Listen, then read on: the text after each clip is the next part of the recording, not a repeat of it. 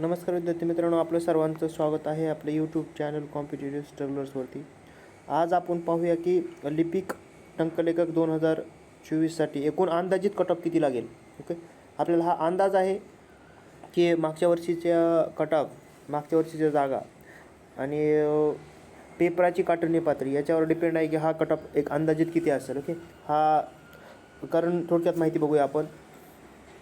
इथं बघू शकता एकूण जे विद्यार्थी आहेत त्या एकूण विद्यार्थी तुम्ही बघू शकता. इथं ओपन मुलांचा कट ऑफ हा एकूण 129 ते 131च्या दरम्यान लागण्याची शक्यता आहे. ओके, जे विद्यार्थी आहेत कॅटेगरीनुसार तुमचे 7-8-10 मार्काचा फरक वगैरे तुमचा जाणवतो, परंतु जास्त मार्काचा फरक जाणवणार नाही, कारण जागा पण बऱ्यापैकी 1,500 किंवा 1600च्या आसपास जागा आहेत. मागच्या वेळेस 7,500 जागा होत्या.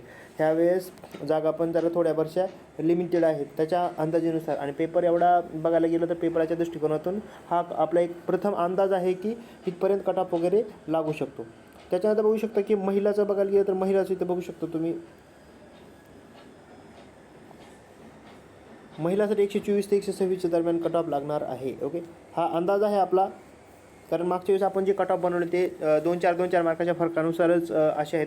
2-4 मार्काचा फरक कमी जास्त होऊ शकतो. ओके, कारण लवकरच आता डिसेंबरच्या पहिल्या आठवड्यात किंवा दुसऱ्या आठवड्यामध्ये 100% म्हणजे डिसेंबर 10-12 तारखेपर्यंत क्लर्क म्हणजे महसूल सहाय्यक याचा कट ऑफ लागेल. आणि जे विद्यार्थी यासाठी क्वालिफाय होतील स्किल टेस्टसाठी, ओके, त्या विद्यार्थ्यासाठी सुद्धा चांगल्या प्रकारे प्रॅक्टिस करा. आणि येत्या काळामध्ये 1,500 ते 1600च्या आसपास पोस्ट आहेत, त्याच्यामध्ये तुमची एक पोस्ट फिक्स करा. तर इथं बघू शकता त्याच्यानंतर की बाकीचे जे कट ऑफ आहेत तुमच्या कॅटेगरीनुसार तुम्ही कमी जास्त वगैरे असू शकतं. आणि टॅक्स असिस्टंट बघायला गेलं तर टॅक्स असिस्टंटचा 135 किंवा 140च्या दरम्यान लागेल, कारण त्यांच्या पण 480च्या आसपास जागा आहेत. आणि एकंदरीत बघायला गेलं तर जास्त क्राऊड आहे तो लिपिक टंकलेखक म्हणजे आपला महसूल सहाय्यकचा आहे.